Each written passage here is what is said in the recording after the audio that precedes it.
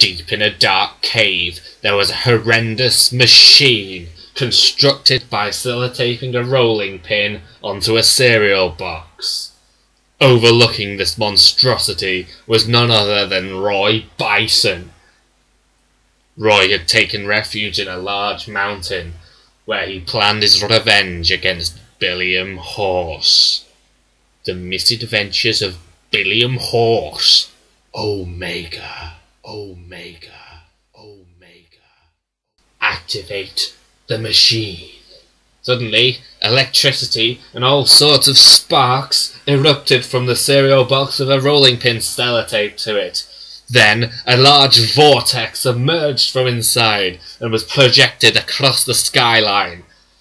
Roy Bison laughed maniacally at what he'd done. Inside the vortex could be seen a different dimension. It soon spread to the house of none other than Billiam Horse. Billiam saw it in fear. He quickly dialed the number for his friend Patrick Shue on his mobile telephone device. He waited just minutes as Patrick Shue arrived in his helicopter. Billiam Horse had to abandon his home as it was dragged into the vortex. The helicopter left just in time as Billiam's house was completely absorbed into the portal. After a short journey, the helicopter came to a skyline dominated by a large pencil sharpener. Patrick Shue's office was next door. They landed on the helipad on top. Patrick Shue had settled into his office and he had summoned Billiam Horse to meet him there. He turned in his chair and handed Billiam Horse a handgun. Billiam had never shot a gun in his life and he looked very, very confused as to what to do. Patrick Shue sent Billiam Horse on a mission to stop Roy Bison once and for all.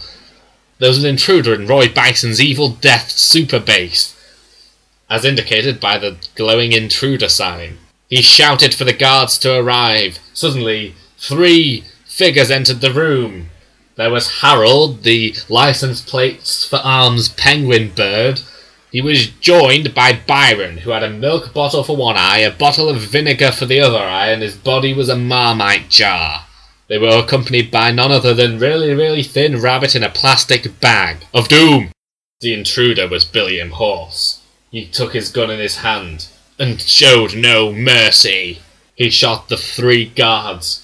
Each one bled to death from the bullet wound. Roy Bison was shocked that his best men were no match for Billiam Horse. So, in a bid to escape, he ran towards the machine and entered the cereal box portion. Slowly, he faded away and was taken to the second dimension. Billiam Horse expressed his anguish in a long, drawn-out "No!"